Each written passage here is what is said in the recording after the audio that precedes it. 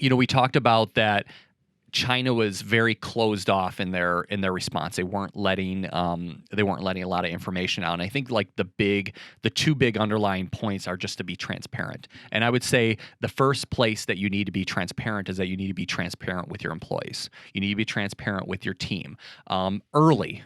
Even if you don't think that something is going to be a problem, just say, I think this could potentially be a problem. Does anybody have a solution in case it comes to fruition? Have you ever been, I don't know, Jim, have you ever been in a situation like that where you saw that there could potentially be a problem? Or, I don't know, Nick, if you guys, you guys are more of an OEM. So I was actually thinking making chips. Okay. So yesterday, I had a really great meeting with this company that does huge fabs, like big pressure vessels. And he was hoping, So this company was hoping that MakingChips could help him with his marketing because they are on like the ground level right now. And I was just thinking, okay, so there's another hot prospect that we're probably going to land, and I know what our capacities are, and I'm thinking, guys, there's not a problem right now, but I could see there being a problem in the future. We really need to start like filling this talent pipeline with. And it's not easy to find marketing people who get manufacturing. So, exactly. Just like it's not easy to find a 5-axis machinist who wants to work second shift. So you're talking with the team early about this potential problem. And they had some really good ideas, and I think it's good we talked about it now than before. It becomes an issue. Yeah, I mean, I talk about it with my team all the time. They have a morning huddle every day, and we have a weekly production meeting where we talk about everything from sales to marketing to new jobs to new quotes to But you talk about trips. Problems that could potentially be on the horizon that 100%. Got to be You have to be transparent, proactive versus yes, reactive. Yes. It's way better to be proactive. It might be a little painful to talk about something in advance of it happening, but you're always going to have the upper hand if you talk about it in advance of something actually happening. If it doesn't happen, great. If it does, you're well prepared for it. So there was a person, a doctor in China who actually sounded the alarm on the coronavirus. He's dead. He's dead now. You're right, Jim. Yeah. But he was also, I don't know if you know this, but he was also silenced. Oh, I did not know that. So this is part that. of the problem.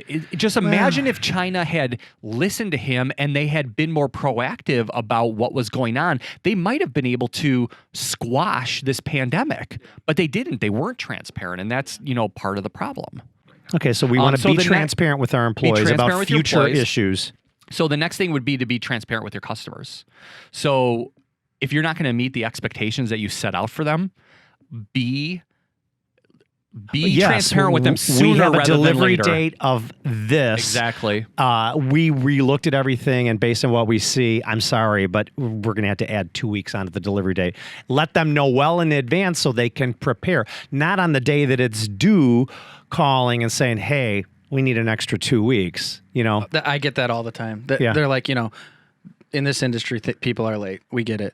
You need to tell us as soon as you know. And that's where they really get mad is when they're like, you knew, like they know you knew, and then you didn't tell them. Yep. That will make them less forgiving. So. Jim, I've heard you talking about parts that you were running that were not a good fit for you as a company. Yes. And you've been talking to that customer for 6 months and kind of seeding the conversation and saying, I don't think this is a good fit. I'm still doing it. I don't think this is a good fit, but I'm still doing it. And then finally you've gotten to the point where we can't do this anymore. We have to just So it's not break the string. It's like it's like pulling on a string and all of a sudden it pops. And I remember telling you that I didn't think it was a good fit for you either because you don't do that kind of parts. But it was good that you didn't just all of a sudden say, we can't do this anymore. Right. You've been talking about it with that customer for 6 months and telling them these are not good fit for Is it just not a good fit for the type of machines that you have or your just what they the make. Expertise of your employees or all the above. Yeah. I think size, I think quantity, I think